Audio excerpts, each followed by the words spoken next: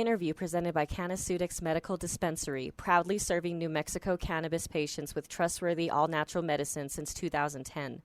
Located at 4316 Carlisle Boulevard, Suite D, here in Albuquerque, New Mexico, with veteran discounts and daily specials available. We're joined by Dan Argueta, the Determined, in action June 17th, back at the Apex. It's good to see you, my friend. How you feeling? How you doing? Oh, man, I feel great. It's been a long camp. It's been a long camp. It's been a long year.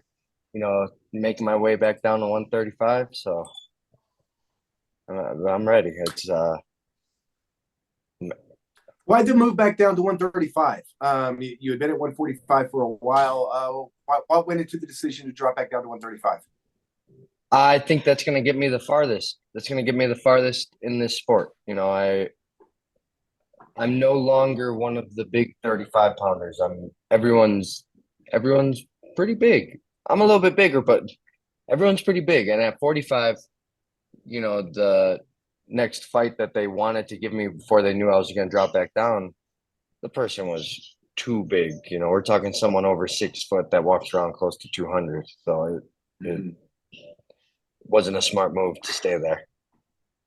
Did you think that the results you were getting at 45, we had talked before that you and Cub do the testing and it's easier for him to make 35 than it was for you. Were you thinking that 45 at a point was going to have like a longer runway than what it did?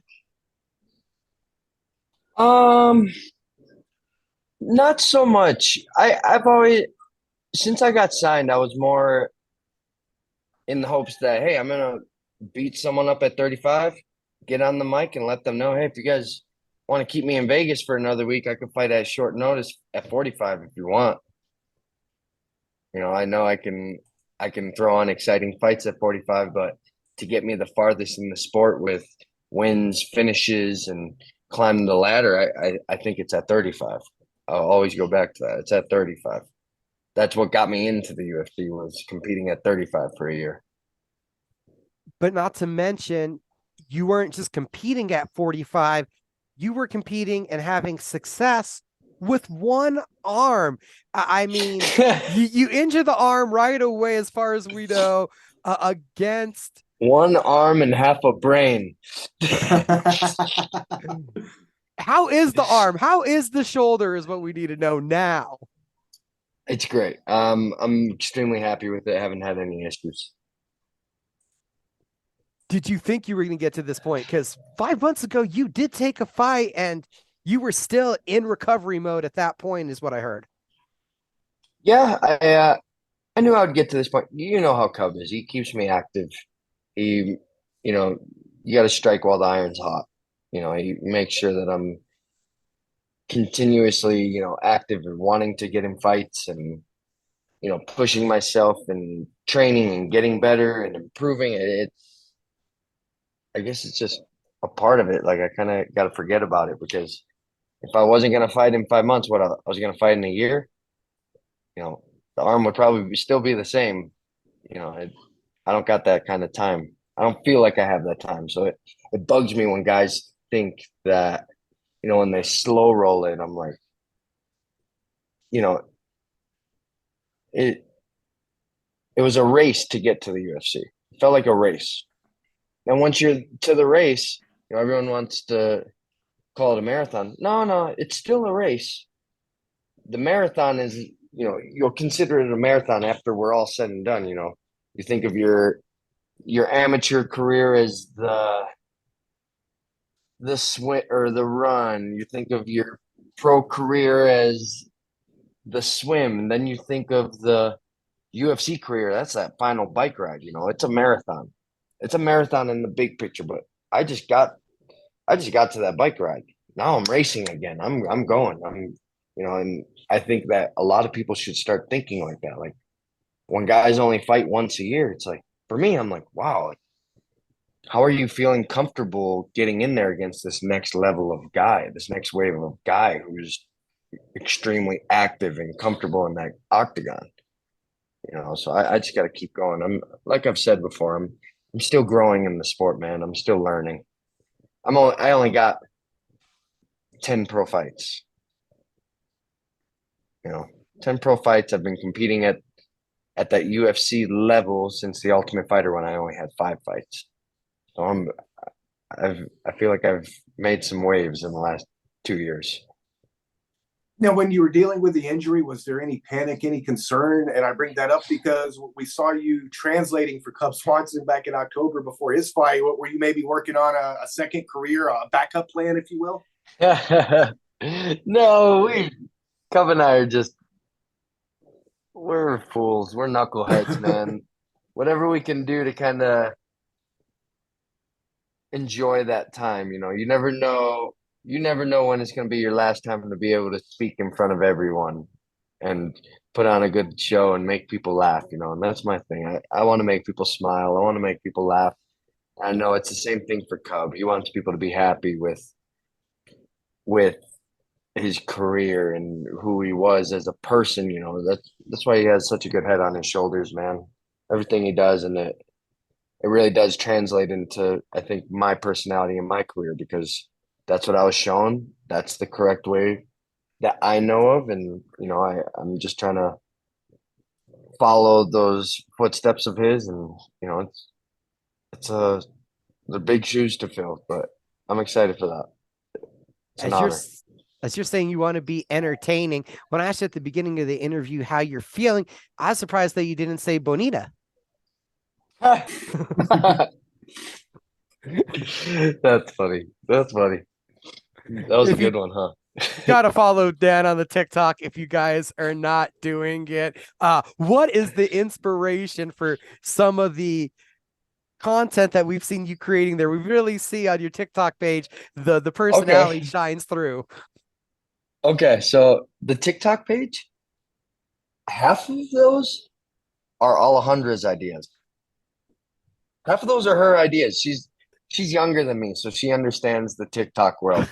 And then she'll show me, I'm like, I don't get it. She'll be like, just post it. And I'll post it, and I get great reactions. I'm like, oh, okay, yeah, that is funny.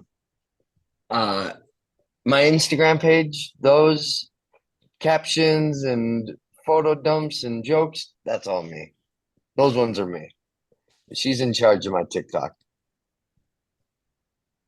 How much have you felt that is part of the job requirement here to show Dan and show out that personality as much as possible to grow this fan base as big as possible? I think it's pretty big. You always wanna it's a balance though. You got some guys that's too much or some guys that not enough. For me, I don't have a social media manager or this. I post what I like. I think this is funny. I think, when I go shoot guns, I'm gonna post me shooting guns. I'm gonna most do the stuff that shows why I'm the most interesting Dan in the world.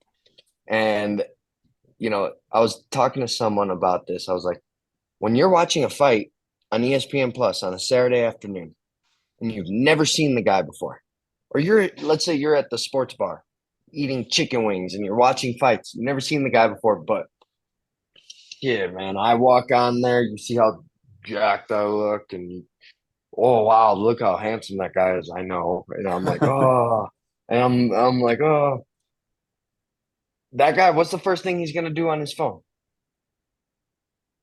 Who is this guy? Search you up. And then he's gonna be looking at my page, and then a third of my page is MMA.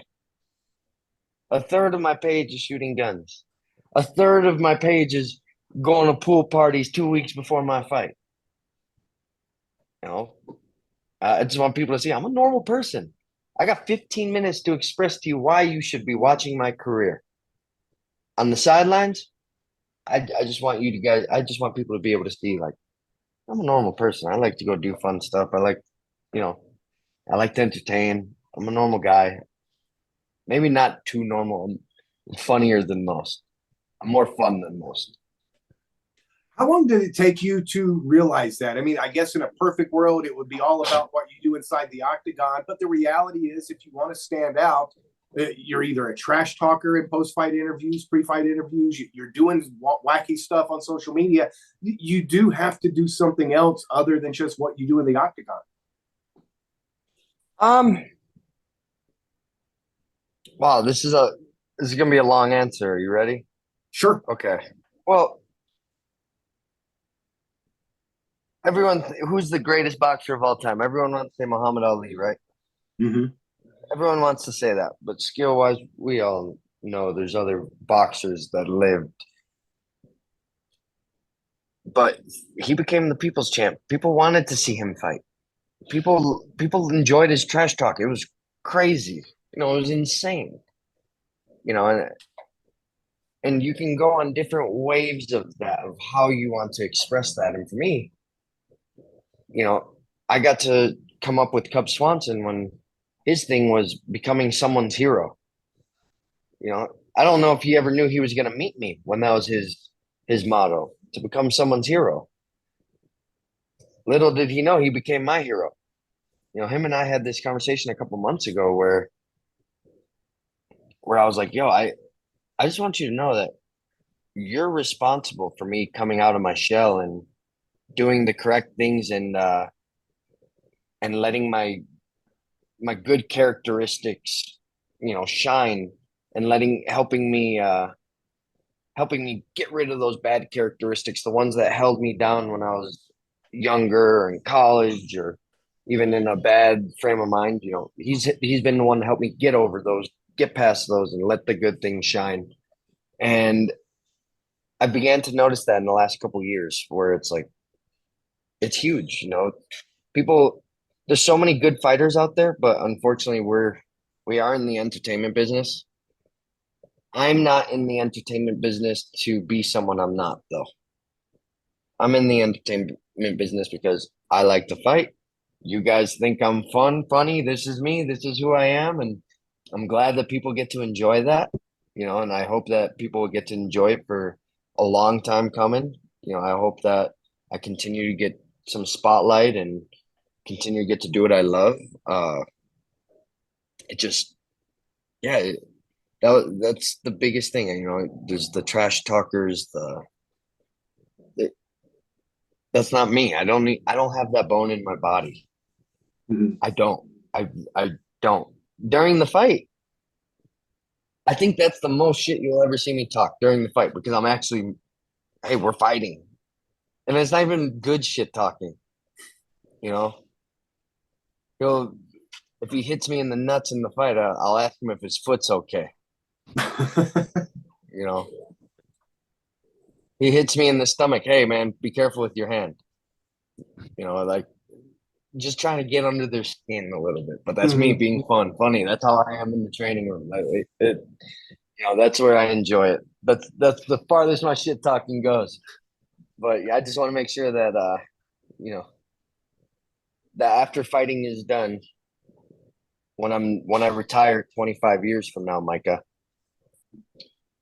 that my next employer or my next business partner or my next person that maybe works for me is proud of the person that they're partnered up with, and they don't have any things to say, oh, remember when Dan did this or Dan said that, and it keeps me on my toes to constantly make the right choices. I was telling my friend a couple of days ago, I was like, when it comes to the right choices, when I run on the trails out here, I even stay on the right side of the trail to constantly remind myself, hey, you're doing the right things. You're doing the right things. You do the right things. If there's a entrance, I go through the right door. I'm doing the right things. I focus on doing the right things, and it really reflects in all parts of my life right now. Okay, so I have now officially marked it down.